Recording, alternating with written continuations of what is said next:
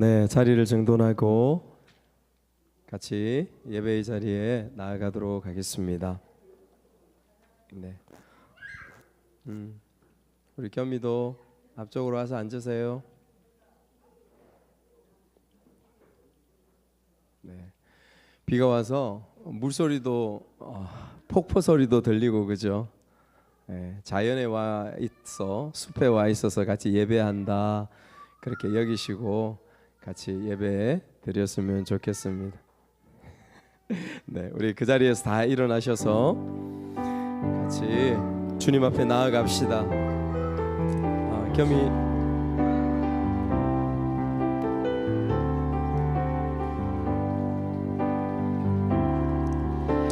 우리 모두 예배하는 자 되어 온전히 영과 진리로 주를 예배하자. 주가 우리와 함께 영원히 함께 하시고 마르지 않는 샘물로 우릴 채우시리라. 우리 모두 예배하는 자 되어 온전히 영과 진리로 주를 예배하자. 주가 우리와 함께 영원히 함께 하시고 마르지 않는 샘물로 우릴 채우시리라.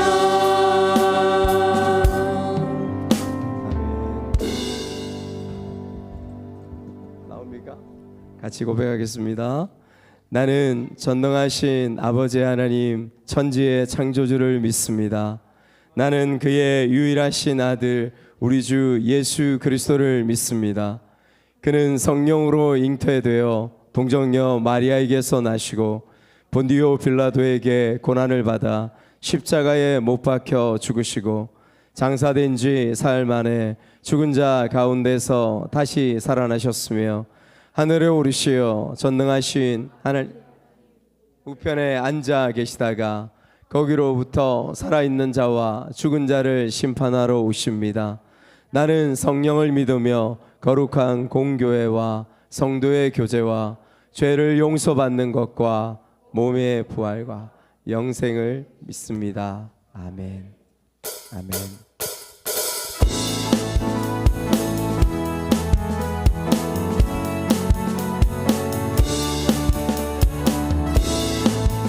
우리 박수 치면서 기쁨으로 주님을 높이기를 원합니다. 주 이름 찬양. 주 이름 찬양. 풍요의 강물에 부요한 땅에 살 때에 주님 찬양해.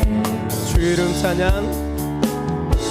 주 이름 찬양. 거칠은 광야와 같은 인생길 걸어갈 때도 주님 찬양해. 다시 한번 고백합시다. 주 이름 찬양. 주 이름 찬양. 풍요의 강물에 부요한 땅에 살 때에 주님 찬양해. 주 이름. 주 이름 찬양. 거칠은 광야와 같은 인생길 걸어갈 때도 주님 찬양해. 모든 축복 주신 모든 축복 주신 주님 찬양하리. 어두운 날이 다가와도 난 외치리. 주의 이름을 찬양해. 주의 이름을 찬양해. 영화로운 주 이름 찬양. 주의 이름을 찬양해. 주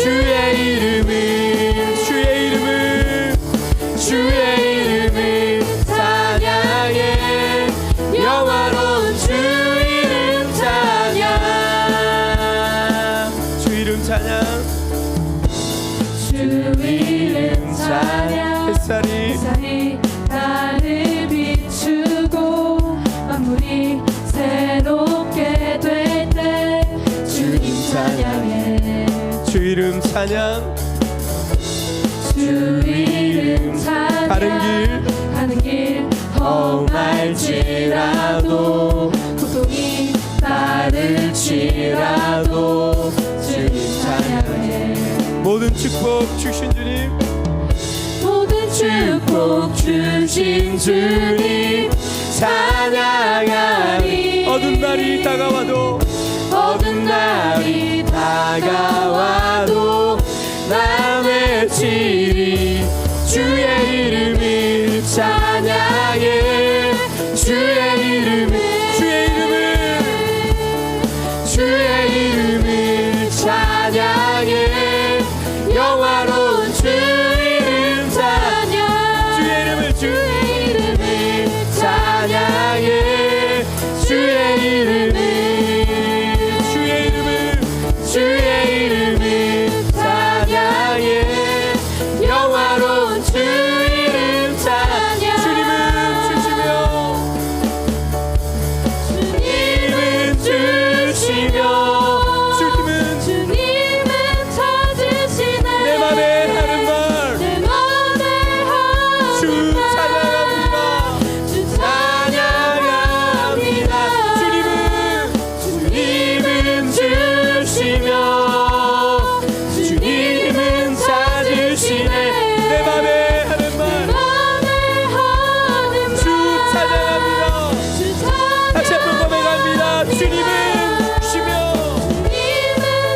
아멘 주님은 찾으시네 내 맘에 하는 말 주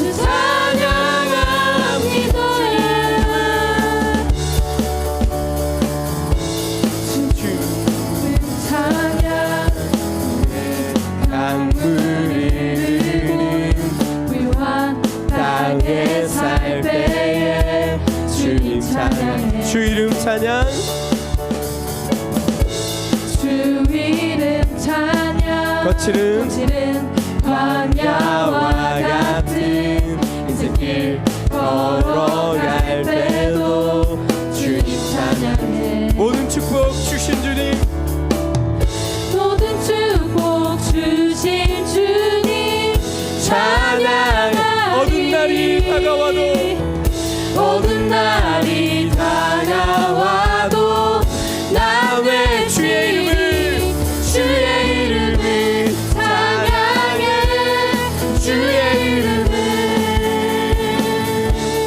주의 이름을 찬양해 영화로운 주 이름 찬양 주님은 주시며 찬양해 주의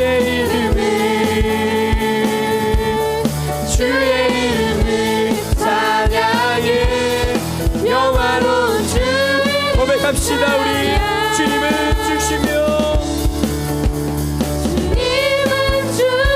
아멘 주님은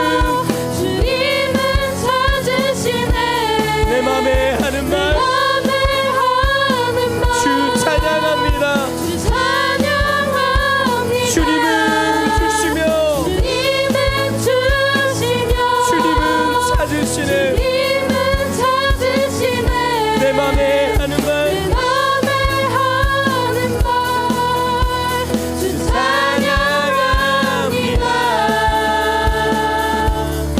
주의 이름을 찬양해 주의 이름을 찬양해 영화로운 주 이름 주의 이름을 찬양해 주의 이름을 아멘 주의 이름을 찬양해 영화로운 주 이름 찬양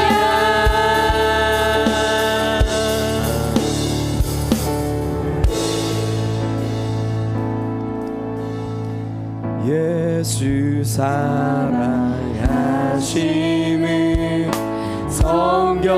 성경에서 배웠네. 우리들은 약하나 예수 권세 많도다. 날 사랑하신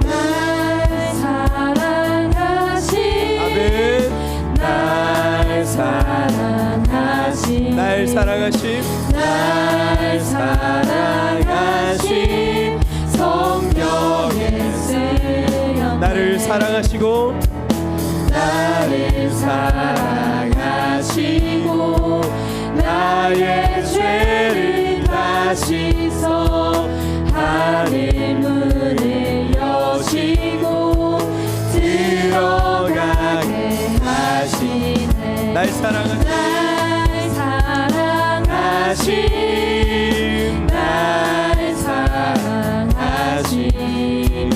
날 사랑하신 성경에 쓰여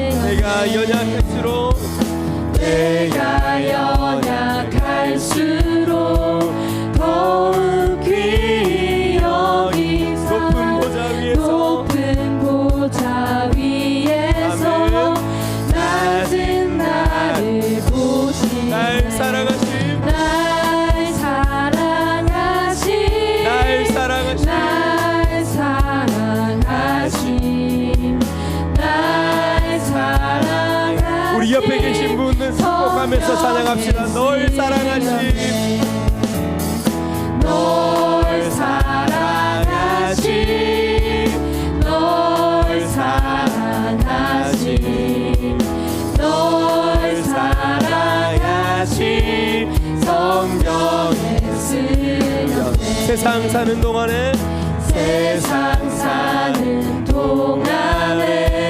나와 함께 하시고 세상 떠나가는 날 천국 가게 하소서. 날 사랑하신 날 사랑하신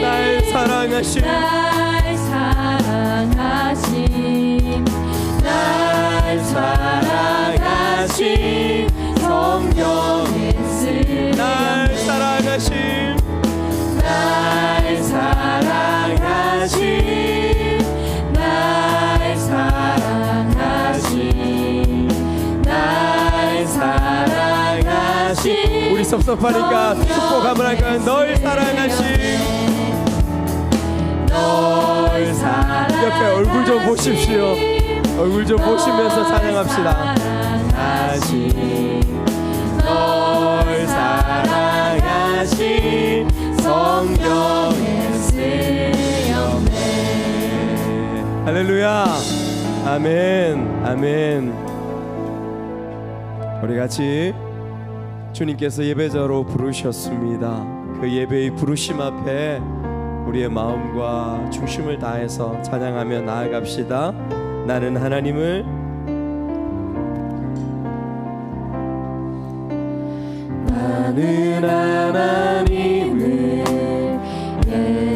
예배하는 예배자입니다. 내가 서 있는 곳 어디서나 하나님을 예배합니다. 내 영혼 거룩한 은혜를 향하여 내 마음 완전한 하나님 향하여 이곳에서 바로 이 시간 하나님을 예배합니다. 우리 다시 한번 고백합니다. 나는 하나님을 우리 가슴에 손을 얹고 고백합시다.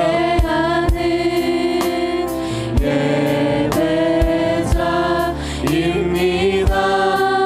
내가 서 있는 곳 어디서나 내가 서 있는 곳 어디서나 하나님을 예배합니다.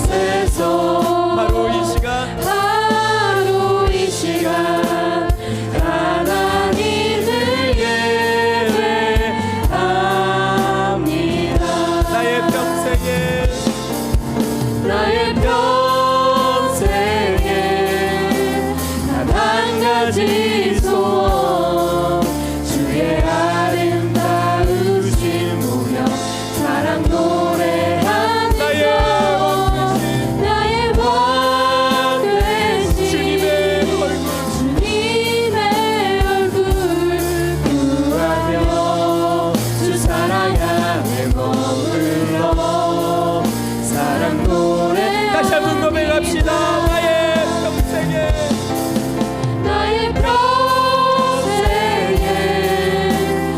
단 한 가지 소원 주의 아름다우신 보며 사랑 노래하는 것 나의 왕 되신 주님의 얼굴 구하며 주 사랑 안에 머물러 다시 한번 우리 마지막으로 고백합니다. 나의 평생에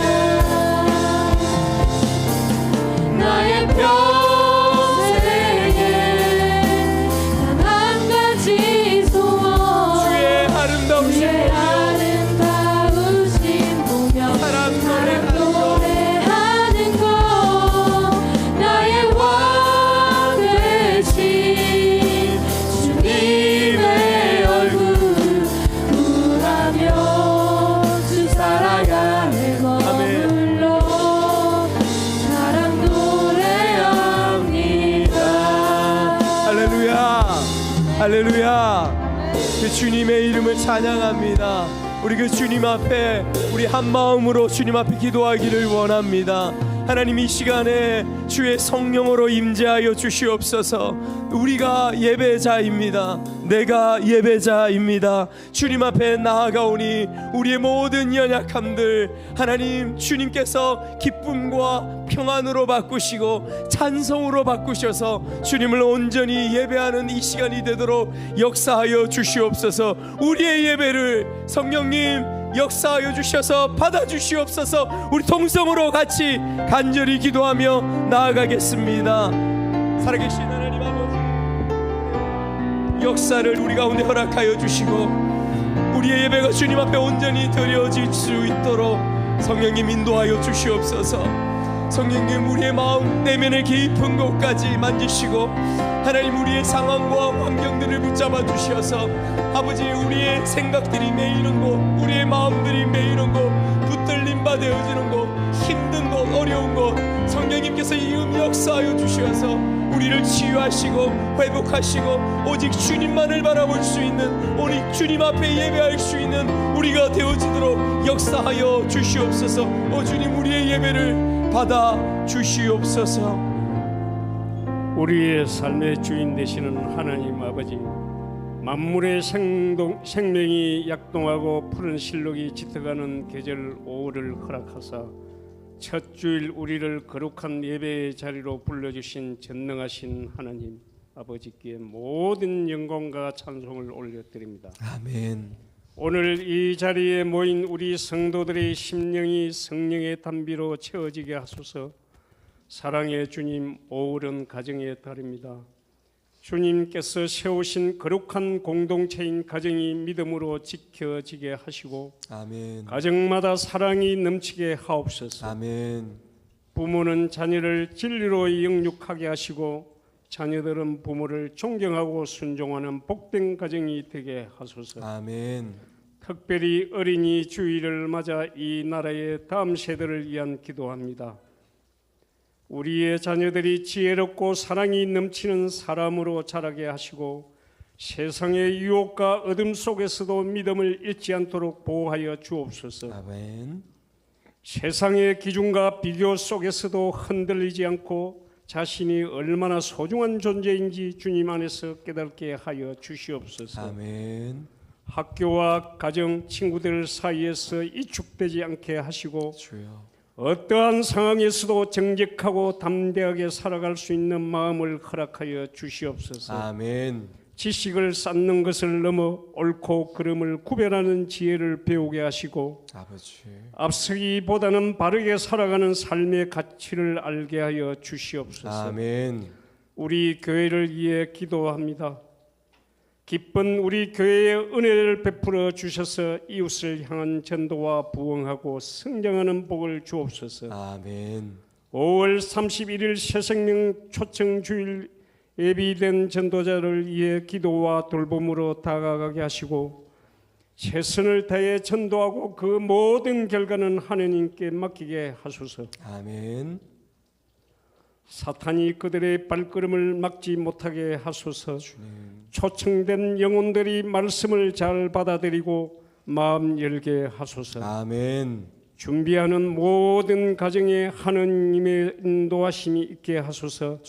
이 시간 단위에 세우신 목사님 영육의 강건함을 허락하시고 아멘. 선포하시는 말씀에 충만한 은혜 부어주시고 양들을 생명의 길로 인도하시는 선한 목자 되게 하옵소서. 아멘. 모든 말씀 지금도 살아계시는 예수님의 이름으로 기도합니다. 아멘.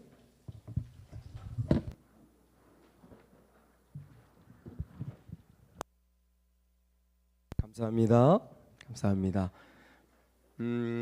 광고를 조금 보도록 하겠습니다. 오늘 여러분들 같이 비 오는 주일에 예배 드릴 수 있어서 너무 감사드리고요. 수요 기도에 함께 하셔서 여러분 기도해 주시면 좋겠습니다. 기도하는 것이 사는 길입니다. 그래서 함께 많이 동참해 주시면 감사하겠습니다. 성경 읽기 늦으신 분들도 함께 계속해서 같이 달려갔으면 좋겠고요. 풍요로운 삶 여러분 쉽고 조금만 신경 쓰면 어렵지 않습니다. 그렇게 같이 그렇게 조금씩 한 걸음 한 걸음씩 그렇게 달려갈 수 있기를 여러분 같이 노력해 주시면 좋겠습니다. 다음 주에는요. 오늘 원래 어린이 주일, 어버이 주일 같이 하고요. 다음 주에는 특별히 같이 저희 전체 가족들 우리 교회에서 아니라 바깥에서 식사하는 시간들을 가지도록 그렇게 하겠습니다. 같이 교제도 좀 가지고요. 그렇게 하겠습니다. 그 다음에 새생명 축제 블레싱 데이 5월 31일 날 우리 집사님 기도해 주신 것처럼 여러분 이제 4주 남았습니다. 4주. 그래서 여러분 집중해서 여러분 주위에 돌아보시면서 기도하고 전도할 분들을 찾아서 복음을 전할 수 있는 저희들이 되었으면 좋겠습니다. 7번에 보시면 김성희 집사님 교통사고로 척추 골절이 지금 되어서 병원에 지난 화요일 날 교통사고가 났어요. 그래서 누워 계신데 굉장히 고통스러워합니다. 그래서 조금 더 움직일 수가 없고요. 그래서 한 2주 지나서 시멘트 시술을 하려고 하는데 그것도 경과가 좋아야 그렇게 할 수 있고 만약 경과가 좋지 않으면 쇠를 이렇게 박아서 수술을 해야 되는 그런 과정이 있습니다. 여러분께서 기도해 주실 때 경과가 잘 나와서 시술로 끝나고 회복되실 수 있도록 기도해 주시고 김다희 집사님도 담석 제거술 잘 했고요. 퇴원하셔서 집에서 지금 이제 휴식하고 있습니다. 기도해 주시면 좋겠습니다. 예배드리기 전에 우리 형제분 우리 휴가로 오셨어요? 예. 휴가로 우리 예배 휴가 가운데에 계신데 예배 가운데 오셨습니다. 그럼 박수로 환영하도록 하겠습니다. 감사합니다. 네. 우리 봉헌하겠습니다. 주님 앞에 예물을 올려드립니다.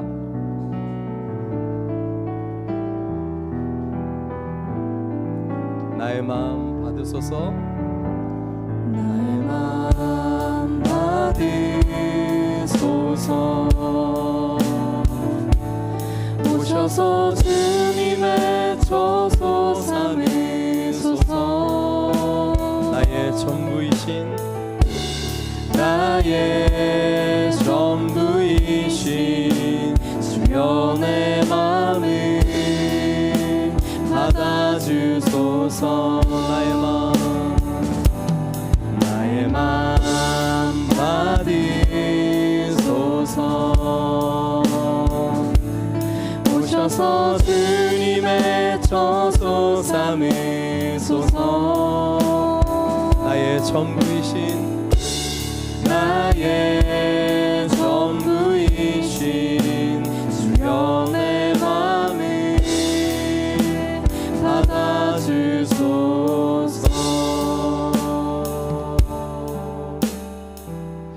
새생명 축제 블레싱 데이가 다가오고 있습니다. 주님, 우리의 온 힘과 마음을 다하여서 복음을 전하고 초청할 수 있는 우리의 중심이, 우리의 행함이 될 수 있도록 인도하여 주시옵소서. 이 귀한 예물을 주님 앞에 올려드립니다. 아버지, 이 예물이 그 생명을 구원하는 데에, 복음이 선언되는 데에 선포되는 곳에 쓰임 받을 수 있도록 주님 역사해 주시기를 원합니다. 이 시간에 귀한 형제가 여정 중에 함께 예배 드립니다. 그 여정을 축복하시고 건강과 안전과 그 가정을 축복해 주시옵소서. 감사드리옵고 예수님 이름으로 기도드리옵나이다. 아멘. 여러분, 오늘은 우리 초등부 친구들 같이 예배 드립니다. 온 세대로. 얘들아, 굉장히 오랜만이지, 그렇지? 오랜만에 같이 예배 드립니다. 앞에서 예배 드리는 것만큼 이현이, 유준이 말씀 잘 듣고 그렇게 했으면 좋겠습니다. 우리 오늘 하나님의 말씀 같이 읽도록 하겠습니다. 창세기 37장입니다. 창세기 37장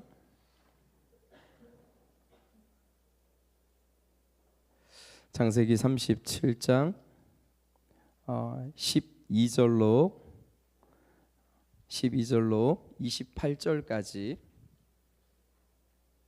12절로 28절까지 한 절씩 교독하도록 하겠습니다. 12절 읽겠습니다.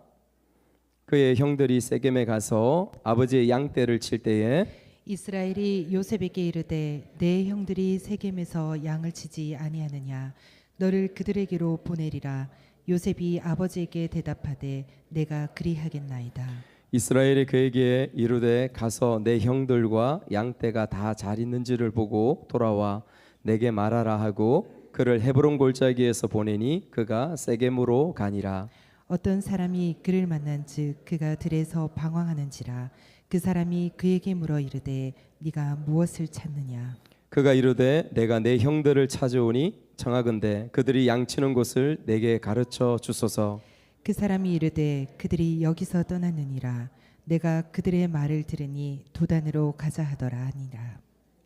요셉이 그의 형들의 뒤를 따라가서 도단에서 그들을 만나니라. 요셉이 그들에게 가까이 오기 전에 그들이 요셉을 멀리서 보고 죽이기를 꾀하여 서로 이르되 꿈꾸는 자가 오는도다. 자 그를 죽여 한 구덩이에 던지고 우리가 말하기를 악한 짐승이 그를 잡아먹었다 하자. 그의 꿈이 어떻게 되는지를 우리가 볼 것이니라 하는지라. 르우벤이 듣고 요셉을 그들의 손에서 구원하려 하여 이르되 우리가 그의 생명은 해치지 말자. 르우벤이 또 그들에게 이르되 피를 흘리지 말라. 그를 광야 그 구덩이에 던지고 손을 그에게 대지 말라 하니 이는 그가 요셉을 그들의 손에서 구출하여 그의 아버지에게로 돌려보내려 함이었더라. 요셉이 형들에게 이르되 그의 형들이 요셉의 옷 곧 그가 입은 채색 옷을 벗기고 그를 잡아 구덩이에 던지니 그 구덩이는 빈 것이라. 그 속에 물이 없었더라. 그들이 앉아 음식을 먹다가 눈을 들어 본즉 한 무리의 이스마엘 사람들이 길르앗에서 오는데 그 낙타들의 향품과 유향과 모략을 싣고 애굽으로 내려가는지라. 유다가 자기 형제에게 이르되 우리가 우리 동생을 죽이고 그의 피를 덮어둔들 무엇이 유익할까? 자, 그를 이스마엘 사람들에게 팔고 그에게 우리 손을 대지 말자. 그는 우리의 동생이요 우리의 혈육이니라 하매 그의 형제들이 청종하였더라. 그때 미디안 사람 상인들이 지나가고 있는지라 형들이 요셉을 구덩이에서 끌어올리고 은 20에 그를 이스마엘 사람들에게 팔매 그 상인들이 요셉을 데리고 애굽으로 갔더라. 아멘.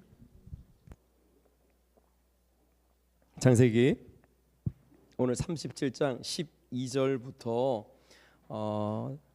마지막 36절까지 말씀 전체를 보는데 읽기는 28절까지 읽었습니다. 창세기 37장 12절에서 36절 말씀으로 제목을 이렇게 정해 보았습니다. 포기하지 않아야 할 이유, 포기하지 않아야 할 이유라는 제목으로 말씀을 같이 여러분과 나누기를 원합니다. 여러분, 색동옷, 색동옷이 무슨 의미라고 했는지 기억나십니까? 지난주에 우리가 나누었는데 아버지 야곱의 요셉을 향한 병적인 편애죠. 다른 모든 아들들은 험한 옷들, 거칠은 옷들, 일하는 옷들 입혔는데 요셉은 색동옷을 입혔습니다. 그 색동옷 때문에, 그리고 요셉의 꾼 그 꿈을 표현하는 것에 겸손하거나 지혜롭지 못하여서 형들의 정오, 미움을 샀던 그 말씀을 지난주에 우리가 같이 보았습니다. 여러분, 이 말씀을 통해서 우리의 현실이죠. 우리도 조심해야 됩니다. 자녀를 키우고 있는 그러한 입장 가운데서 좀 더 이쁠 수 있고, 그죠? 좀 더 말 잘 들을 수 있고, 좀 더 말하지 않아도 알아서 척척척척 해가는 그러한 자녀들이 있고, 전혀 그렇지 않은 자녀들이 있습니다. 그러면 우리는 내 자신도 모르게 우리의 입에서 자동으로 나갑니다. 잔소리도 나가고요, 교육도 나가고요. 그러다 보면 아이들이 받을 때는 그것은 어쩌면 편애나 나는 좋아하지 않아, 사랑하지 않아, 그런 마음으로 들려질 수도 있다라는 생각을 합니다. 사실은 이것은 제가 그렇게 느낍니다. 저희 가정에서 제가 그래서 아마 비슷한 환경들 가운데 우리가 있을 수 있다는 것을 생각하죠. 그 아이들은 그렇게 되면, 그런 편애 가운데 자라면 여러분 왕따가 되어집니다. 커면 외톨이가 되어지죠. 비뚤어지게 클 수 있으니까 우리가 정말 주의해서 그런 부분들을 보아야 돼서, 할 수만 있다면 공평하게, 할 수만 있다면 똑같이 그렇게 해야 되는 부분들을 다시 한번 부모인, 할아버지, 할머니인 우리의 입장에 그 말씀을 새겨 넣었으면 좋겠다 싶습니다. 요셉의 형들이 세겜에서 양들을 칩니다. 야곱이 형들에게 이 요셉을 보내요. 요셉의 이때 나이가 몇 살이냐면 17살입니다. 17살에 그 형들이 세겜이라는 곳에서 양들을 치는데 그곳을 보냅니다. 우리 12절 13절 말씀 읽었는데 한 번 더 읽도록 하겠습니다. 12절 13절 시작. 그의 형들이 세겜에 가서 아버지의 양떼를 칠 때에 이스라엘이 요셉에게 이르되 내 형들이 세겜에서 양을 치지 아니하느냐, 너를 그들에게로 보내리라. 요셉이 아버지에게 대답하되 내가 그리하겠나이다. 지금 이스라엘과, 야곱의 이름 이스라엘이죠. 이 이스라엘과 그 다음에 아들 요셉은 어디에 있냐면 헤브론에 있습니다. 그런데 형들이 양들을 치는데 양들을 치러 간 것이 세겜이에요. 세겜은 헤브론으로부터 100km 정도의 거리에 떨어져 있는 곳입니다. 100km면 여러분 굉장히 멀죠. 걸어서 어느 정도 걸릴까요? 약 3일, 빠르게 걸으면 3일, 4일 정도 걸리는 그 거리를 보냅니다. 근데 여러분 세겜 한번 생각해 보시면 좋을 것 같아요. 세겜이 어떤 곳인지 여러분 기억나십니까? 우리 창세기 계속 공부해 오면서 세겜이 어떤 곳입니까? 조금은 음산하고 조금은 섬뜩한 느낌이 들지 않습니까? 그런 느낌이 좀 드셔야 됩니다. 왜냐하면 세겜에서 베들로 올라가게 되죠. 세겜에서 어떤 일이 있었습니까? 야곱의 딸 디나가 강간당하고 형들은 그 강간한 세겜의 사람들을 다 살육해버리고 도적질하는 엄청난 그 일들이 바로 세겜에서 일어난 것을 우리가 보아왔지 않습니까? 그 비참의 상태, 그 가운데서 우리가 이곳에서 있으면 우리의 더러운 냄새, 또 우리를 공격할 수 있는 그런 위험 가운데 우리가 망할 수 있으니까 베델로 올라가자 했던 곳이 세겜이었습니다. 그 세겜 주위의 형들이 양떼를 먹이기 위해서 그곳에 가 있는 거죠.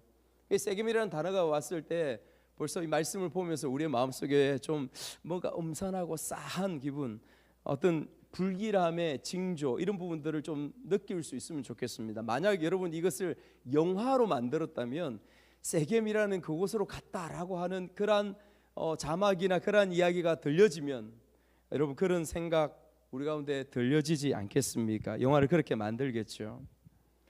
그런데 그곳에 이 야곱이 요셉을 홀로 보냅니다. 3일 4일 길을 17살 18살 되는 그 나이에 굉장히 먼 거리를요.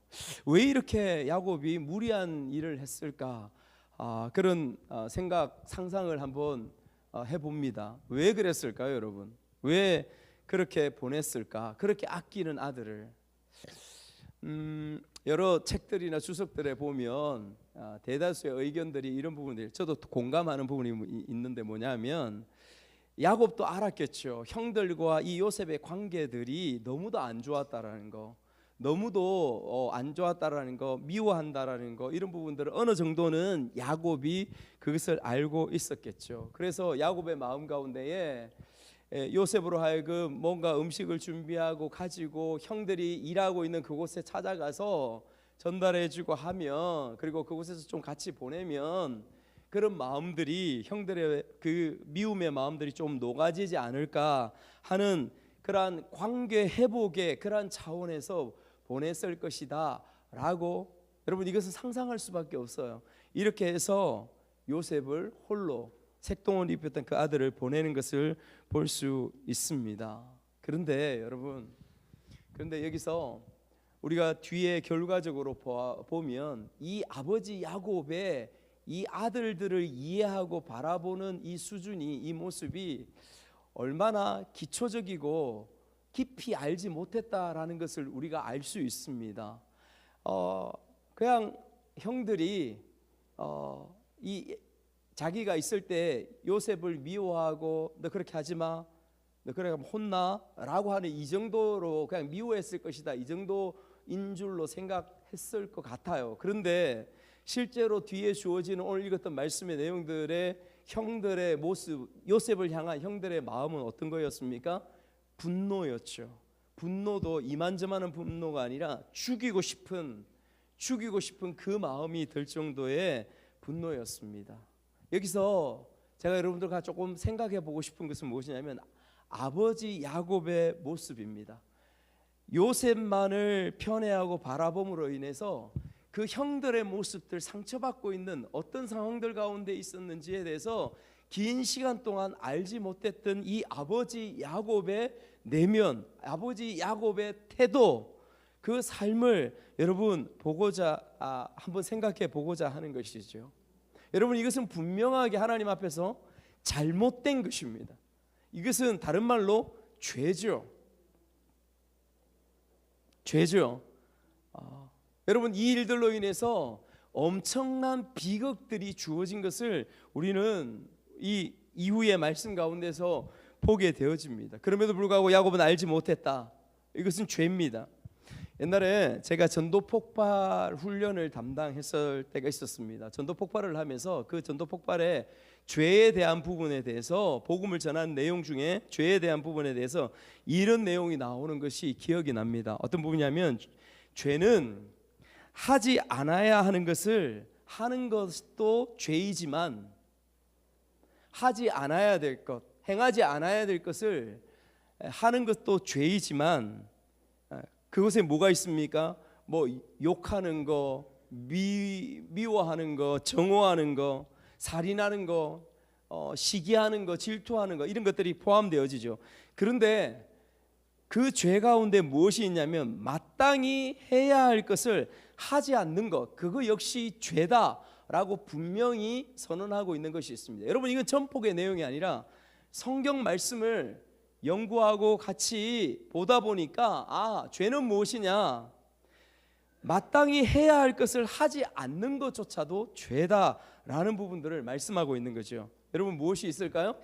용서해야 하는데 용서하지 않는 우리의 모습들, 사랑해야 하는데 사랑하지 않는 부분들, 어떤 부분에 대해서 내가 책임을 져야 하는데 이런 잘못이 있고 이러한 환경이 있는데 내가 책임을 져야 하는데 책임지지 않고 회피하는 부분들, 이런 부분들이 무엇이라고 하냐면 죄다라고 이야기하고 있는 것입니다. 여러분 잘 알아야 돼요. 여러분 최근에 제가 충격적인 일을 몇 가지 일들을 겪었습니다. 그 중에 그 충격적인 일들 가운데에 전혀 책임지지 않고 무정한 그러한 부분들을 주의를 통해서 보게 되어졌습니다. 우리와 굉장히 가깝게 지내던 한 우리처럼 작은 교회, 그 교회에 핵심으로 자리 잡고 있던 성도들, 그 성도분들이 여러 가지 뭐 이유가 있을 수도 있지만은 교회를 굉장히 힘들게 해놓은 상태 가운데서 그와 관계가 있는 모든 분들을 다 같이 데리고 교회를 떠났어요.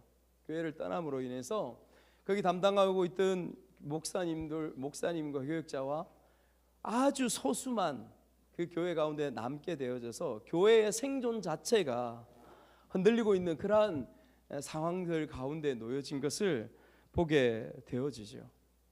얼마나 열정적으로 사랑한다. 이 교회는 하나님께서 우리에게 주신 완전히 꿈입니다. 기쁨입니다. 의미입니다. 얼마나 많이 고백하고 얼마나 많이 그렇게 이야기했는 줄 몰라요. 저도 개인적으로 아는 분이라서 그런 이야기를 들었습니다. 근데 주기가 있습니까? 그 어떤 시간 주기가 되어지니까 또다시 교회에 큰 아픔과 상처를 주고, 근데 여러분 더 큰 일이 무엇인지 아세요? 여러분들도 우리가 같이 이렇게 모여있고 우리도 경험했지만은 이 작은 공동체에서 떠나거나 이 작은 공동체에 다른 생각이 있어서 나아갈 때에 여러분 성도로서 지켜야 될, 목회자로서 지켜야 될 예의와 어떤 에티켓이 있다라고 생각합니다. 성도라면요, 하나님을 아버지로 모시고 함께 예배하고 함께 주님 앞에 나아갔던 성도라면 그런 부분에 대해서 목회자와 혹은 목회자죠, 충분히 같이 이야기하고 나누고 그런 부분에 대해서 이해를 구하고, 그래서 어쩔 수 없이 떠나게 됨을 안타까워하면서 인사를 하고, 목회자는 그를 위해서 축복하고 기도하고 그렇게 나아갈 수 있으면, 여러분 우리가 우리의 교회만 교회가 아니잖아요. 다른 교회 주위에 수많은 교회들이 다 교회입니다. 그 교회들 가운데서 신앙생활하고 하나님 앞에 예배해 갈 거잖아요. 그런데 그 눈에 보이는 교회가 아니라 하나님의 눈에 보이지 않는 보편적인 교회가 있습니다. 성도라면 우리가 다 함께 아버지의 자녀들로서 만날 거예요. 하나님이 우리의 한 아버지라니까요. 그런데 어떻게 그렇게 무정하게 나아가서 평생 안 볼 것처럼 그렇게 행합니까? 이것은 미숙함이죠. 성숙하지 못함이요, 무정함입니다. 여러분 이것은 무엇일까요? 저는 그렇게 생각합니다. 이건 하나님 앞에 죄입니다. 수많은 사람들에게, 아니 그렇게 애쓰고 사랑하고 달려왔던 이들에게 상처와 눈물과 고통을 주고 교회의 존폐 여부를 생각할 수밖에 없는 지경까지 이르게 하였던 부분들은 슬픔이죠. 죄죠. 여러분 그래서 우리가 야곱의 이 모습을 통하여서 우리가 당연히 해야 될 것을 하지 않는 그 잘못, 그 죄에 대해서 우리가 더 민감하게 들여다봄으로써 우리가 이 잘못, 이 죄악 가운데 빠지지 않을 수 있도록 여러분들 축복합니다. 아멘. 세겜으로 갔으나 형들은 만날 수 없어서 요셉이 방황하고 있었어요. 세겜에 가서 둘러봤는데 없는 거예요. 그런데 그 방황하고 있을 때 어떤 사람이 다가와서 이야기를 합니다. 너희 형들이 도단이라는 곳으로 옮겨간다고 하더라. 그래서 거기서 약 2km 정도 떨어진 그 도단으로, 세겜에서 도단으로 다시 요셉이 열심히 달려가는 것이죠. 근데 그곳에 달려가고 있습니다. 저 멀리 언덕에 여러분 푸른 초장에 양들이 풀을 뜯고 있고 사람들이 보이고 형들처럼 보여지는 것이 보입니다. 요셉이 기대를 가지고 그렇게 그곳을 바라보면서 나아갔죠. 그런데 그 요셉의 기대와는 전혀 상반된 형들의 내면, 형들의 모습들을 우리가 말씀을 통하여 볼 수 있습니다. 18절에서 19절 말씀도 한번 같이 읽겠습니다. 시작. 요셉이 그들에게 가까이 오기 전에 그들이 요셉을 멀리서 보고 죽이기를 꾀하여 서로 이르되 꿈꾸는 자가 오는도다. 꿈꾸는 자가 오는도다. 여러분 이 원어로 보면 꿈꾸기 대장이야, 비꼬는 말입니다. 쟤는 꿈꾸기 대장이야.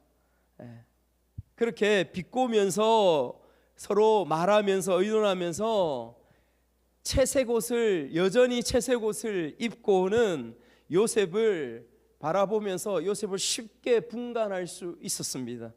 저 꿈쟁이, 그를 죽여버리자라고 그렇게 같이 모의하는 것을 볼 수 있습니다. 게다가 여러분 완전 범죄를 꾀하는 것을 말씀을 통하여 볼 수 있습니다. 20절 말씀도 한번 읽겠습니다. 20절 시작. 자, 그를 죽여 한 구덩이에 던지고 우리가 말하기를 악한 짐승이 그를 잡아먹었다 하자 그의 꿈이 어떻게 되는지를 우리가 볼 것이니라 하는지라. 그의 꿈이 어떻게 되는지 한번 보자. 우리 한번 보자. 여러분 이 말은 뭐예요? 요셉을 죽일 뿐만 아니라 요셉이 꿈을 이야기했습니다. 그 꿈이 이루어지는지 안 이루어지는지, 얘를 죽이면 그 꿈이 어떻게 되는지 한번 보자. 이 말은 무엇이에요? 더 정확하게 이야기하면 그 꿈까지도 죽이는 것을 의미하는 것입니다. 하나님이 주신 그 꿈까지도 죽여버리고자 하는 그것을 의미하는 것이죠. 여러분 당시에 요셉을 구덩이에 잡아서 넣으려고 하는 그 구덩이는 입구는 좁습니다. 그리고 밑에는 넓었다라고 합니다. 마치 이 항아리 병 모양처럼 해가지고 그곳에 한번 빠지면 결코 스스로 나올 수 없는 그런 곳이 이 구덩이라고 하죠. 그래서 목말라 죽거나 배고파 죽거나 짐승에게 붙잡혀서, 짐승이 빠지면 짐승에게 잡혀서 뜯어 먹혀 죽을 수밖에 없는 그 상황들 가운데 지금 요셉이 놓여져 있습니다. 여러분 바로 이때 큰 형 르우벤이 나섭니다. 그가 어떻게 이야기하는지 21절부터 22절 말씀 같이 한번 봅시다. 21절 22절 같이 읽습니다. 시작. 르우벤이 듣고 요셉을 그들의 손에서 구원하려 하여 이르되 우리가 그의 생명은 해치지 말자.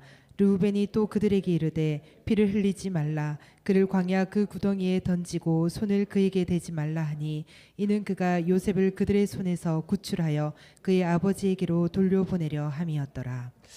르우벤이 어린 요셉과는 그래도 다른 형들과의 관계보다도 훨씬 좀 가까웠는지 알 수가 없습니다.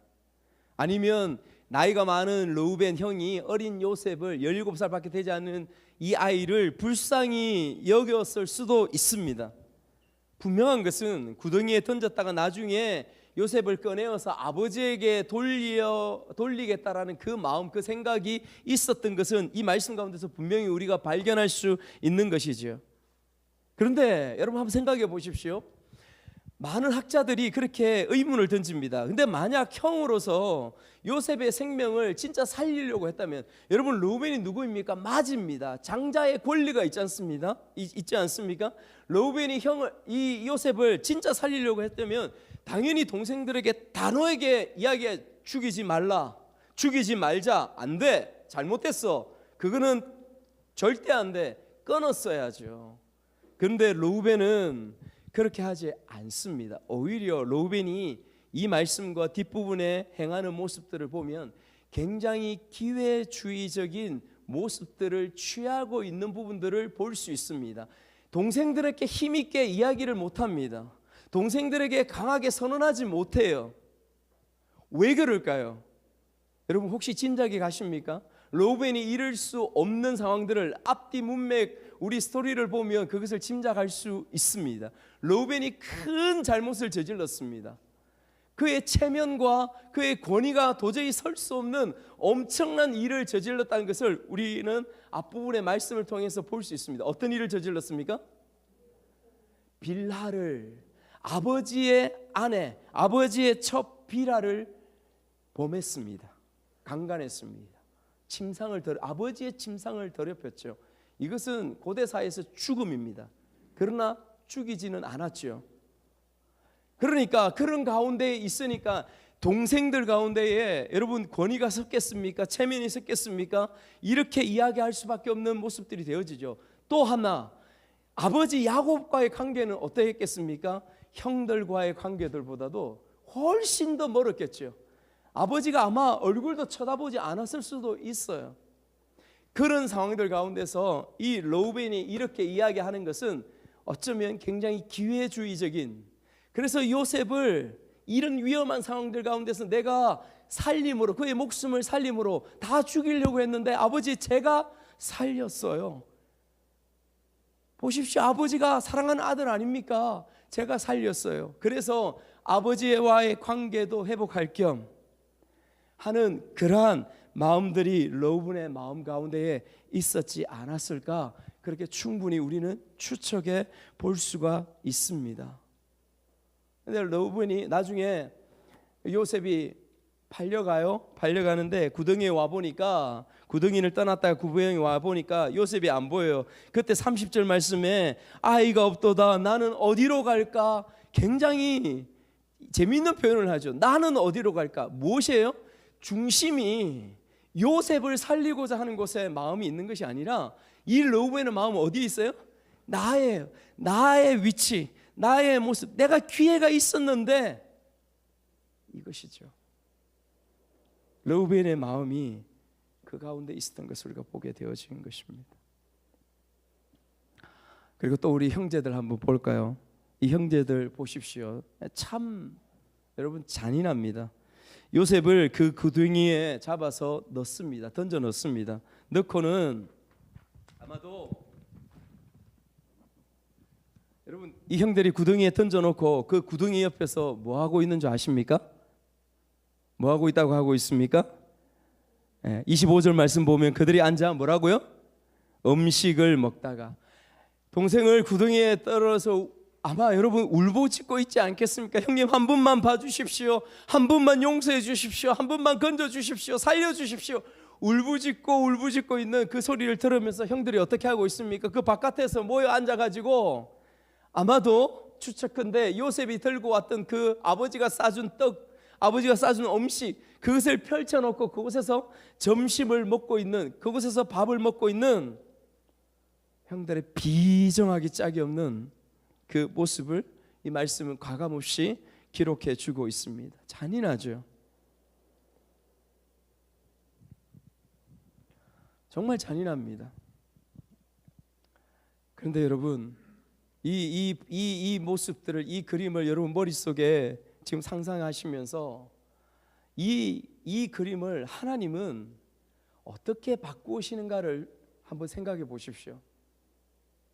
여러분 머릿속에 이 비정하기 짝이 없는 동생을 죽이고 그 옆에서 음식을 먹는 이 비정한 이 모습들을 하나님은 어떤 그림으로 나중에 바꾸시는지를 한번 생각해 보십시오. 어떻게 바꿉니까? 죽임을 당할 이 요셉이 나중에 총리가 되어지죠. 반대의 입장 가운데 놓여집니다. 이 형들이 바깥에서 지금 음식을 먹고 있는데 반대의 그 기근으로, 극심한 기근 가운데에 죽을 수밖에 없는, 음식이 없어서 죽을 수밖에 없는 그 형들, 그 비참한 형들의 모습들을 죽임을 당할 이 요셉이 총리가 되어서 그의 풍성한 식탁 앞에 그 형들을 앉혀놓고 그들과 함께 그 풍성한 식탁을 나눕니다. 여러분 이것이 상상이 되십니까? 여러분 이것이 여러분 그림으로 좀 그려졌으면 좋겠어요. 저는 이것을 말씀 묵상하면서 이 역전되어지는, 하나님께서 역전시키는 이 그림을 수도 없이 머릿속에 상상합니다. 얼마나 감동이 되어지. 복음이 이것이구나. 하나님의 구원이라는 것, 우리를 향해서 예수 그리스도를 보내신 복음이라는 것, 구원이라는 것은 바로 이 그림이구나. 이 그림으로 우리를 부르시는 거구나. 그곳에 서게 하신 거구나. 내가 형들의 위치에 있는 거구나. 아멘이십니까? 여러분 그렇게 하나님이 변화시키는 것을 우리가 말씀 가운데서 보게 되어지는 것이죠. 여러분 이때 애굽으로 내려가는 이스마엘 상인들을 보게 되어집니다. 이스마엘 상인들을 보고 넷째 아들 유다가 요셉을 죽이지 말고 팔자라고 합니다. 26절 27절도 말씀 한번 읽겠습니다. 26절 27절 시작. 유다가 자기 형제에게 이르되 우리가 우리 동생을 죽이고 그의 피를 덮어둔들 무엇이 유익할까? 자, 그를 이스마엘 사람들에게 팔고 그에게 우리 손을 대지 말자. 그는 우리의 동생이요 우리의 혈육이니라 하매 그의 형제들이 청종하였더라. 큰형 르우벤보다 유다는 훨씬 그 말에 있어 단호하게 말합니다. 우리가 손을 대지 말자. 그는 우리의 동생이요 우리의 혈육이다 라고 이야기를 합니다. 이 유다의 마음속에 요셉을 죽이지 말아야 되겠다라는 그런 마음이 들었는지 안 들었는지 우리가 알 수는 없어요. 그러나 이 동생을 죽이지 말고 그냥 팔아서 받는 돈의 유익을 얻자라는 적어도 그 마음은 있었던 것 같습니다. 은 20을 받았다. 여러분 당시에 성경학자들은 당시에 돈으로 이야기하면 노동자의 2년치의 월급에 해당하는 비용이 은 20이라고 합니다. 굉장히 비싼 가격이죠. 굉장히 비싼 가격에 요셉을 팔아넘겼으니 그런 마음이 유다 가운데 들 수도 있습니다. 동생들이 뭐라고 이야기합니까? 유다의 그 말에 청종하였다라고 이야기합니다. 그러니까 르우벤이 이야기하였을 때 이런 단어가 없어요. 청종이는 기담아서 경청하였다라는 뜻입니다. 그러니까 유다가 이미 이 말씀을 빌어서 우리가 알 수 있는 것이 뭐예요? 유다가 이미 그 12아들들 중에서 장자의 역할들을 하고 있었던 것을 우리가 보게 되어지는 것, 그것을 엿볼 수 있는 말씀이 우리가 여기서 보게 되어지는 것입니다. 그리고 이스마엘 상인들에 팔려서 은 20에 팔려서 요셉이 드디어 어디로 내려갑니까? 애굽으로 내려가게 되어집니다. 애굽으로 내려가는 것. 여러분 그 말씀이 우리 28장 마지막 부분에 기록되어 있는 부분의 말씀입니다. 여기서 한번 우리가 조금 생각하면서 지나갔으면 좋겠다 싶습니다. 여러분 요셉의 삶을 지금 처해진 이 상황들을 다시 한번 마음속에 묵상해 보십시오. 하나님의 일하심은 자주 여러분 우리 눈에 잘 보여지지 않는 것을 우리가 알고 있습니다. 그래서 우리가 힘들어하죠. 우리의 어떤 느낌이나 생각으로 도무지 그 일들과 인도하심이 잘 보여지지도 않고 잘 느껴지지 않고 손에 잡히지 않는 것이 우리의 오늘이고 우리의 현실인 것을 우리가 늘 고백하면서 때로는 힘들어합니다. 그런데 여러분 인정해야 돼요. 왜냐하면 하나님은 무한하신 분이십니다. 그러나 우리는 유한합니다. 하나님의 일하심들을, 하나님이 조용히 일하심들을 우리가 그것을 다 느끼고 눈으로 보고 발견할 수가 없습니다. 하나님의 꿈이 요셉에게 임하였지만 여러분 현실은 오히려 반대의 상황으로 치달아가는 것을 우리가 보게 되어지죠. 가장 위대한 사람, 형제들이 모두 다 그 앞에서 절하는 그러한 위대한 꿈을 꾸었지만은 오히려 요셉이 당하고 있는, 요셉이 만나는 현실은 오히려 그와는 전혀 반대의 길, 죽음까지 목숨까지 위협당하고 노예로 팔려 나아가는 이 현실들 가운데에 놓여져 있는 것을 여러분 우리가 주목해 보아야 합니다. 아무것도 요셉이 할 수 있는 힘이 없습니다. 아무것도 할 수 없는 지경입니다. 여러분 아십니까? 그런데 바로 이때에 하나님이 일하십니다. 주님 안에 있는 우리의 인생을 포기할 수 없는 이유가 무엇인지 아십니까? 우리는 내려놓고 싶고 우리는 포기하고 싶고 우리는 아무것도 할 수 없습니다 라고 할 때 하나님은 일하시는 것을 우리가 성경의 인물들을 통하여서 얼마나 많이 봅니까? 여러분 모세를 보십시오. 알지 않습니까? 40년 동안 광야 가운데서 목동으로서 아무것도 할 수 없는 그러한 가운데에 그 마음들이 놓여졌을 때, 그의 형편이 놓여졌을 때 그때 하나님께서 찾아오셔서 일하시는 것을 우리가 보게 되어지지 않습니까? 수요일 날 우리 말씀을 나누었습니다. 베드로 밤새도록 그물을 던졌어요. 한 마리도 잡을 수 없었습니다. 예수님이 베드로를 만나러 와서 그 전문가 어부인 베드로에게 그 아침에 배를 다시 띄워서 물로 들어가서 어디로 나아가서 그물을 던지라고 이야기합니까? 얕은 데로 나아가서 아니요, 깊은 곳으로 나아가서 그물을 던지라고 합니다. 여러분 깊은 곳에 아침에 그물 던지는 것은 바보 천치의 모습입니다. 하나님은 반대로 일하시죠. 이 사람들이 가장 절망하고 이 사람들이 가장 허탈한 그 한 마리도 잡지 못한 그 아침의 모습들 가운데 하나님은 반대로 깊은 곳에 가서 그물을 던지라고 그렇게 말씀하고 있습니다. 왜 그럴까요? 하나님 왜 그렇게 일하실까요? 예, 하나님에 대해서 우리가 알아야 됩니다. 여러분들의 마음속에, 여러분들의 몸에, 여러분들의 의지 가운데에 힘이 있을 때에 내 힘으로 뭔가를 이루고 내 힘으로 뭔가를 할 수 있고, 하나님 그때 일하시지 않습니다. 하나님 그때 역사하시지 않습니다. 좀 더 기다리십니다. 좀 더 인내케 하십니다. 하나님 언제 일하십니까? 내 힘이 다 빠졌을 때. 하나님 내가 아무것도 할 수 없습니다. 하나님 내가 정말 아무것도 할 수 없습니다. 그러니 여러분들에게 지혜를 하나 드립니다. 여러분들이 하나님께서 빨리 역사하시도록, 하나님께서 내 이 현실과 상황들 가운데 빨리 일하시도록 여러분들이 할 수 있는 방법이 무엇일까요? 여러분들 몸에, 여러분들 마음에 힘을 빼십시오. 여러분들의 생각과 내 생각이 내 머릿속에, 내 마음속에 가득 차 있어 내 주어진 일들과 내 현실들을 치고 나아가려고 할 때 하나님은 침묵하시는 하나님이십니다. 반드시 그렇습니다. 그런데 여러분들이 겸손하게 하나님 앞에 나아가서 엎드리십시오. 부르짖으십시오. 겸손하게 기도하십시오. 하나님, 저는 울부짖으며 나는 아무것도 할 수 없는 존재입니다. 나는 할 수 있는 것이 아무것도 없습니다. 여러분, 이 고백 가운데에 여러분들이 나아간다면, 처음부터 그렇게 나아간다면 하나님은 처음부터 그렇게 역사하실 것입니다. 할렐루야. 처음부터 여러분들이 그렇게 주님 앞에 낮아져서 기도하시고 그렇게 나아간다면 여러분 그 자리 가운데 하나님 그렇게 일하십니다. 여러분들 가운데 하나님께서 왜 역사하시지 않으시지? 하나님 살아계신다고 하시는데 왜 그런 줄 아십니까? 여러분들 여전히 살아서, 여러분들이 여전히 여러분들의 생각과 의지와 고민과 여러분들이 하고 싶은 대로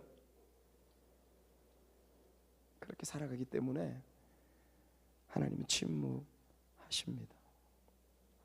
어쩌면 여러분들이 죽을 지경까지 가실 수 있어요. 성경 인물들 보십시오. 하나님 일하시는 거 보십시오. 그 지경까지 갑니다.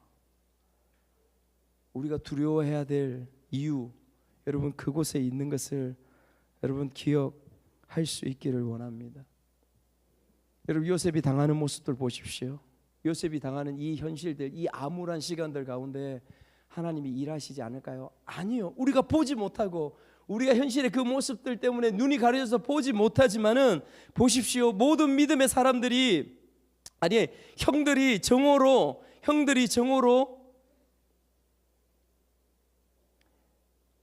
죽음의 순간 가운데 있을 때에 이 변변찮은 로우벤이라는 큰 형을 통하여서 그 형들에게 그들이 행하고자 하는 것을 한번 멈추게 하십니다.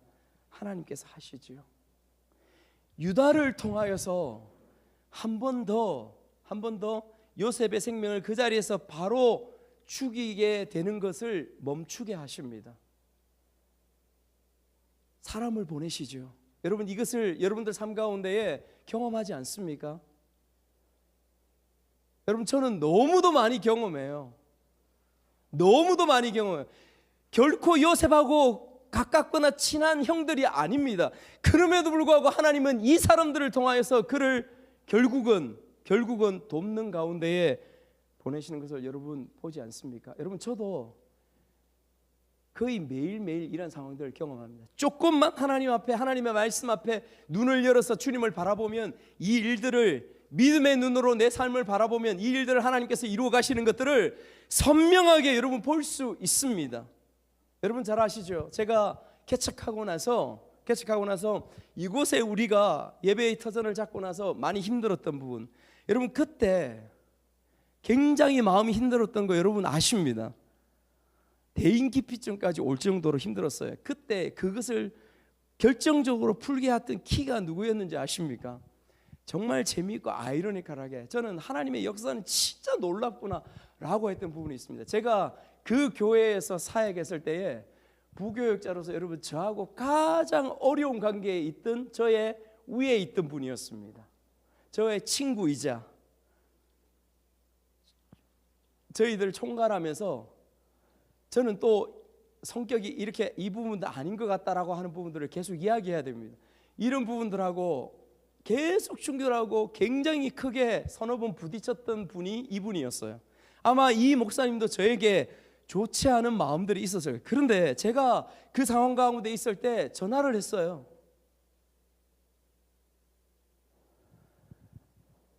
여러분 제 기억에 2번인가 전화가 왔습니다. 2번 와가지고 하시는 말씀이 뭐냐면, 내가 저 수도에서 서울 사역해 보니까 목사님이 지금 고민하고 있는 건, 목사님이 지금 가깝게 있는 부분, 이 부분들이 그 부분들은 전혀 문제가 아닙니다.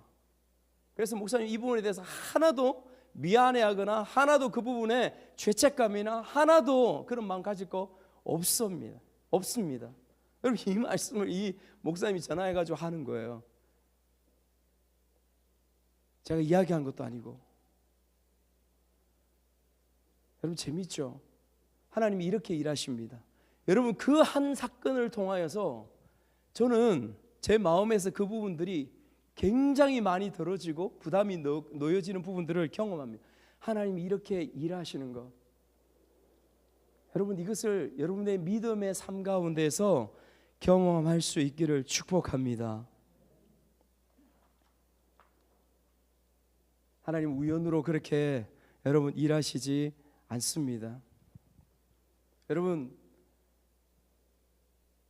여러분들 삶에 주어진 가운데에서 우연으로 보면 이러한 모든 부분들은 은혜가 되지 않습니다.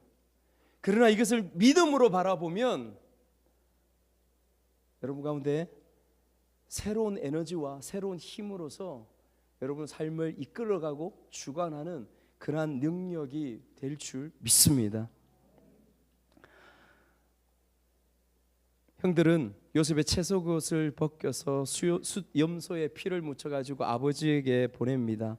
여러분 31절에서 34절 말씀, 31절에서 34절 말씀 쭉 한번 읽어보겠습니다. 31절부터 시작. 그들이 요셉의 옷을 가져다가 수염소를 죽여 그 옷을 피에 적시고 그의 채색 옷을 보내어 그의 아버지에게로 가지고 가서 이르기를, 우리가 이것을 발견하였으니 아버지 아들의 옷인가 보소서 하매, 아버지가 그것을 알아보고 이르되, 내 아들의 옷이라. 악한 짐승이 그를 잡아 먹었도다. 요셉이 분명히 찢겼도다 하고 자기 옷을 찢고 굵은 배로 허리를 묶고 오래도록 그의 아들을 위하여 애통하니. 아버지의 슬픔이 얼마나 클까요? 절망이 얼마나 컸겠습니까? 아들 따라서 서울로, 땅속으로, 지옥으로 내려가고 싶다라고 그렇게 표현하죠.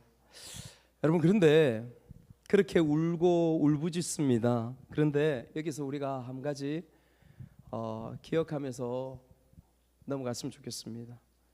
아들들의 아버지를 속이는 이 속임이 이 아들들에게 낫겠습니까? 이 아들들은 누구에게서 이 모습들을 보았을까요? 그의 아버지에게서 보았죠. 야곱은 그의 아버지 이삭을 철저하게 속였음을 우리가 보게 되어지죠. 철저하게 속인 그 속임이 뿌린 대로 거둡니까? 아들들에게도 그대로 와서 가장 절망스럽고 가장 비참한 일들로 아버지를 속이는 그 일들이 지금 우리가 읽었던 이 말씀 가운데서 일어나는 것을 여러분 보게 되어지지 않습니까? 여러분 여기에 경각심을 우리가 가져야 됩니다. 여러분 두려운 마음을 하나님 앞에 가져야 되는 부분들입니다. 다윗을 한번 생각해 보십시오. 뿌린 대로 거둔다. 하나님은 여러분 우리가 기억하는 것처럼 죄인은 용서하십니다. 그러나 우리가 지은 죄는 미워하십니다. 그 죄에 대해서는 결과를 물으십니다. 다윗을 보십시오. 이 요셉처럼 이 야곱처럼 똑같이 여러분 다윗이 밧세바를 범합니다. 밧세바의 아내 남편 우리아까지 죽이고 그를 아내로 맞아들입니다. 하나님께서 그곳에 진노하셔서 선지자를 보내고 결국 그 열매로서 그 결과로서 어떻게 되어집니까? 첫 번째, 그들이 낳은 아들, 그 아들이 갓난쟁이일 때 어떻게 합니까? 죽습니다. 그걸로 끝날까요? 그걸로 끝납니까? 남편이 있는 아내를 다윗이 자기 아내로 빼앗아 버립니다. 범합니다. 어떻게 했습니까? 나중에 다윗의 아들 압살롬이 반역을 일으킵니다. 반역을 일으켜서 왕자를 내어주어야 되죠. 도망했습니다. 그때에 다윗이 그의 후궁 10명을 다윗 왕궁에 남겨놓습니다. 압살롬의 종들이 어떻게 이야기합니까? 왕의 후궁들을 취하소서, 그들과 잠을 자소서, 그래야 왕의 권위가 세워져서 이스라엘 모든 백성들이 왕에게 돌아올 것입니다. 이야기를 해요. 그래서 어떻게 합니까? 아들 압살롬이 그 후궁 10명을 취하게 되어지는 이 놀랍고 끔찍한 일들이 벌어지죠. 무엇을 봅니까? 여러분, 죄 두려워하셔야 됩니다. 무서워하셔야 됩니다. 여러분 속에 있는 교만, 우리 속에 있는 거만, 우리 속에 있는 모든 죄 두려워하셔야 됩니다. 그 결과가 우리의 삶 가운데서 주어지는 것을 여러분 하나님은 이 말씀을 통하여서도 보여줍니다. 야곱도 다윗도 그것을 그대로 경험하게 되어지는 것입니다. 이제 마지막 말씀을 한 절 보고 말씀을 정리해 가려고 합니다. 36절 말씀을 같이 한번 여러분 읽기를 원합니다. 36절 말씀 같이 읽습니다. 시작. 이 미디안 사람들은 그를 애굽에서 바로의 신하 친위대장 보디발에게 팔았더라. 그렇게 말씀하고 있습니다. 여러분, 왕의 친위대장 보디발에게 요셉을 팔았습니다. 사랑받던 아버지 이스라엘에게서 요셉은 떠나게 되죠. 애굽의 애굽의 그 정처 없이 낯선 곳, 그것도 노예로서의 삶을 시작합니다. 그런데 이후로 펼쳐지는 창세기 마지막까지의 요셉의 스토리가 우리에게 어떻게 여러분 기억되고 있습니까? 오히려 요셉의 그 처지가 오히려 굉장히 아름답고 하나님과 동행하는 놀라운 기적의 삶으로, 능력의 삶으로 우리에게 보여지고 있지 않습니까? 하나님의 형통하심을 경험한 요셉의 삶을 그 삶 가운데서 우리가 보지 않습니까?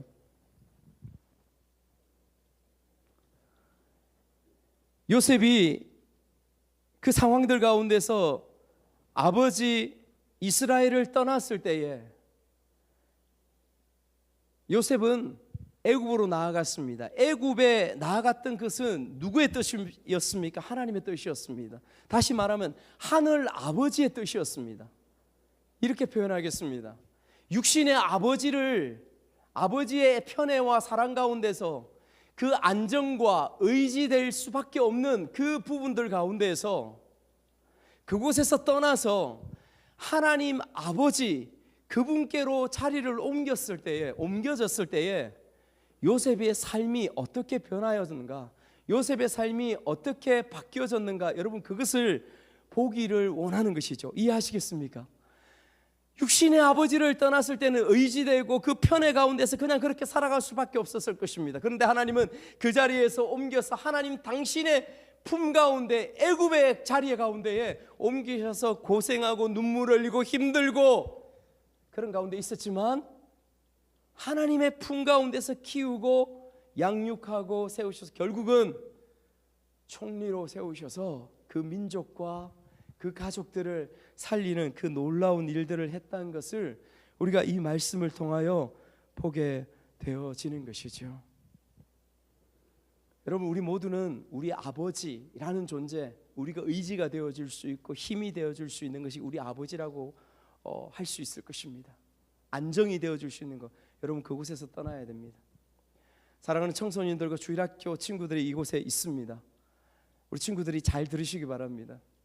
목사님이 바라는 것은 청소년 여러분들이 하나님의 말씀 앞에서 여러분들의 아버지, 여러분들의 어머니, 여러분들의 할아버지, 여러분들의 할머니보다 영적으로 훨씬 더 성장하기를, 성숙하기를 축복합니다. 아멘. 이렇게 된다고 해서 아버지, 어머니, 할아버지, 할머니들이 너 왜 그래? 라고 하지 않습니다. 더 기뻐하죠. 더 즐거워하죠. 반드시 그렇게 되어져야 됩니다. 아버지, 어머니, 할아버지, 할머니의 영적인 모습들이 아무리 괜찮다 할지라도 그것과 비교할 수 없을 만큼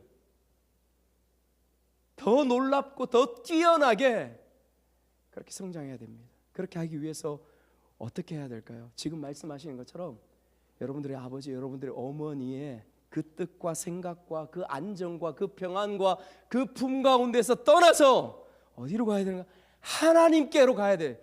하나님께로 가야 된다고. 하나님 말씀 앞으로 들어가서 그 하나님을 만나야, 그 하나님 앞에 서야 여러분들의 인생이 요셉과 같이 놀라운 기적의 인생이 펼쳐지는 것을 지금 말씀해 주고 있는 것을, 이 말씀을 우리에게 가르쳐 주고 있는 것입니다.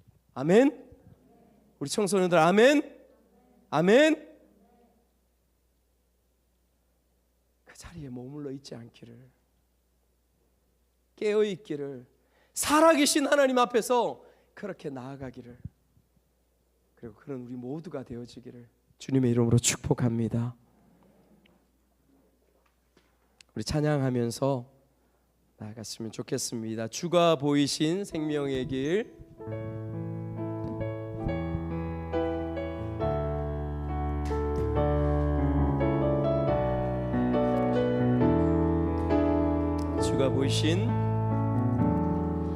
주가 보이신 생명의 길, 나 주님과 함께 사간 말을 들으며 주님 앞에 나가리. 나의 의로움이 되신 주, 그 이름 예수, 나의 길이 되신 이름 예수.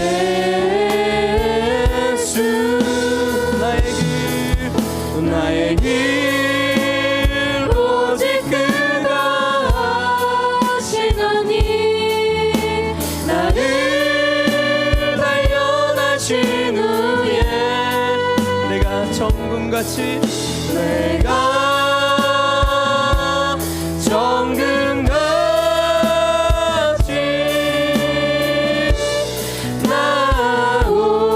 나오리라. 다시 한번 고백합시다. 주가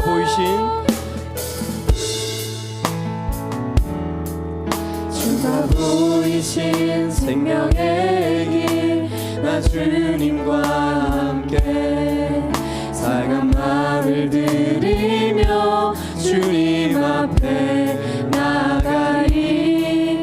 나의 의로움이 되신 주, 그 이름 예수, 나의 길이 되신 이름 예수. 나의 길 오직 그가 하시나니, 나를 단련하신 후에 내가 정금같이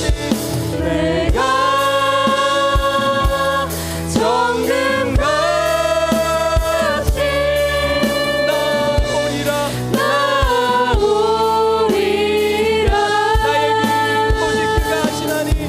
나의 길 오직 그가 하시나니, 나를 단련하신 후에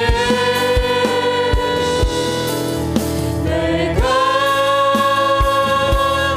정금같이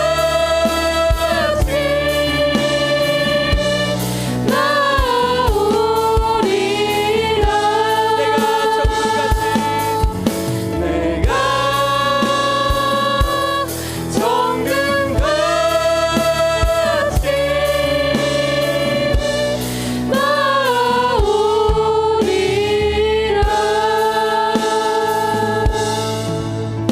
우리 같이 한번 기도하며 주님 앞에 나아갑시다. 우리 말씀 기억하면서 나에게 요셉의 이야기가 아니라 우리 모두에게, 나에게 적용하는 여러분 그러한 말씀이 되었으면 좋겠습니다. 우리가 먼저 기도하기를 원합니다. 우리는 우리 현실 가운데 하나님의 일하심을 잘 보이지 못하고 느끼지 못합니다. 그래서 실망하고 낙담하고 그래서 포기합니다. 여러분 오늘 주제가 포기하지 않아야 할 이유입니다. 왜 포기하지 않아야 합니까?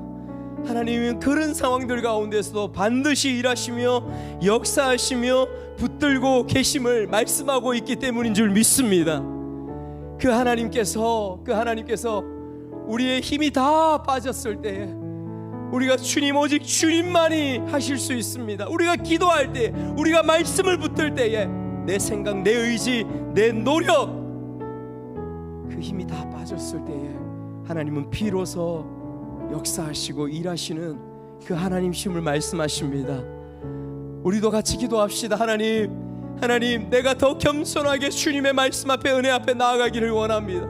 제가 잘 모르는 것 있으면 깨닫게 하여 주시고 주님 앞에 설 수 있도록, 그래서 주님의 놀라운 역사와 함께 하시고 동행하시는 기적의 역사를 경험하게 하여 주시옵소서. 우리 같이 통성으로 간절히 기도하며 주님 앞에 나아가겠습니다. 하나님 아버지 은혜를 허락하여 주시옵소서. 하나님 아버지, 요셉에게 역사하셨던 하나님, 요셉의 모든 힘과 그의 힘과 의지와 능력으로 아무것도 할 수 없었을 때, 아무런 힘이 없었을 때에 나는 아무것도 할 수 없습니다. 아버지 하나님, 그냥 울부짖을 수밖에 없었을 때에, 회개할 수밖에 없었을 때에, 탄식할 수밖에 없을 때에 하나님은 그때 일하시고 그때 역사하시는 하나님이심을 하나님 만납니다. 하나님, 우리의 삶을 주님 앞에 내려드립니다. 우리의 현실을 주님 앞에 내어놓습니다. 우리의 힘을 빼고 겸손하게 하나님의 말씀과 기도와 은혜 가운데에 달려나가는 우리의 삶이 되어지고, 우리의 태도가 되어지고, 우리가 자세가 되어질 수 있도록 하나님 역사하여 주시옵소서. 사랑하는 여러분, 한 번 더 우리 기도합시다. 우리 마지막 하나님께 주셨던 메시지 무엇입니까? 요셉의 나중의 삶들을 우리가 바라보면서, 마지막의 삶들을 바라보면서 우리가 무엇을 고백하며 나아갑니까? 이 땅에서 내가 의지할 수 있는 아버지, 내가 붙들 수 있는 어떤 것, 그 아버지로부터 내가 떠나서 살아계신 하나님 아버지, 오직 하나님께만 순수하게 나아가서 그 주님을 만날 때에, 그 아버지를 만날 때에 요셉의 삶이 어떻게 변화되어지는가? 요셉의 인생 가운데에 그 곤란 중에서도, 그 어려움 중에서도 형통의 복을 허락하시고 결국은 총리로서 열방을 구원하는 예수 그리스도의 그림과 예수 그리스도의 상징으로서 똑똑히 보여주는 구원이 무엇인가를 보여주는 그 그림으로서 서게 되는 놀라운 인생으로 서게 하시지 않습니까? 하나님, 오늘 우리의 삶도 그렇게 하시기를 원하십니다. 우리의 삶도 그렇게 하시기를 기뻐하십니다. 여러분, 우리가 그 육신의 아버지, 이 땅에 나의 의지하는 것들 떠나기를 원합니다. 주님 도와주시옵소서. 그 은혜 가운데 설 수 있도록 아버지 역사해 주시옵소서. 우리 한번 통성으로 더 기도하며 나아가겠습니다. 하나님 아버지, 하나님 아버지, 하나님 아버지, 우리가 육신의 아버지를 떠나서 허물 많고 죄악 많은 그 육신의 아버지, 우리에게 안정을 주고, 우리에게 평안을 주고, 우리에게 만족을 주고, 우리에게 안정감을 주는 그 이 땅의 육신의 아버지, 내 인생의 그 어떤 것을 떠났을 때에 하나님 아버지를 붙들고 주님 앞에 모험하며 믿음으로 주님 앞에 나아갈 때에 하나님께서 어떻게 일하시고 어떻게 역사하시는지를 우리에게 말씀하시는 줄 믿습니다. 하나님, 우리의 믿음이 이 말씀을 통하여서 깨닫게 하여 주시옵소서. 알게 하여 주시옵소서. 살아계신 아버지 앞에 우리가 어떠한 모습으로 나아가기를 원하시며, 그 아버지 앞에 설 때 우리의 모습들이 어떻게 변화되어지고 어떻게 새롭게 되어지는지를 경험하고 발견할 수 있는 우리의 인생이 되어지고 깨달아져서 하나님, 놀라운 요셉의 삶처럼 우리도 주님 그러한 삶이 되어지도록 인도하여 주시옵소서. 하나님 아버지, 감사합니다.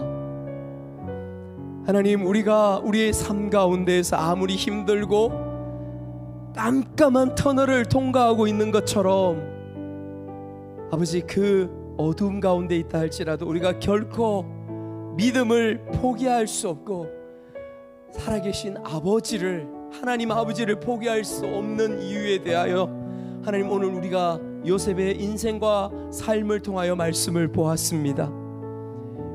여러분, 하나님, 주님, 요셉의 그 삶은 우리와 동떨어져 있는 삶이 아니라 우리의 현실 가운데 그대로 주어진 그러한 삶입니다.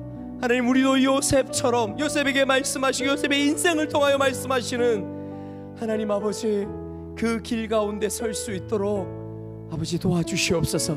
우리가 결코 우리의 삶 가운데 포기하지 않을 수 있도록 하나님, 보이지 않지만 느낄 수 없지만 하나님은 여전히 일하고 계시고 결국은 승리케 하시고 결국은 이기게 하셔서 하나님 요셉을 이루시고 요셉을 통하여 놀라운 구원을 이루시는 하나님의 놀라운 역사들, 은혜의 역사들을 하나님 우리로 하여금 믿음의 눈으로 바라볼 수 있도록 인도하여 주시옵소서. 그래서 오늘 주어진 우리의 삶 다시 힘내어서 기도하고 말씀 앞에 서서 주님과 함께 걸어가는 삶이 되도록 역사해 주시옵소서. 지금은 우리 주 예수 그리스도의 은혜와 하나님 아버지의 그 다음 없으신 지극하신 사랑과 성령님의 감동으로 이 말씀을 깨닫게 하심으로 우리의 귀에 들리게 하심으로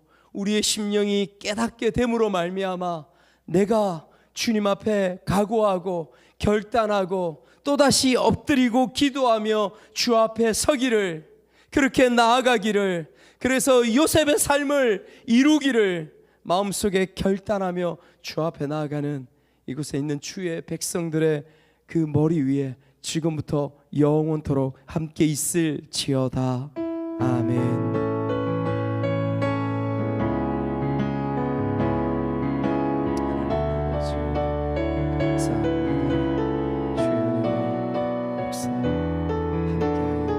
주시옵소서.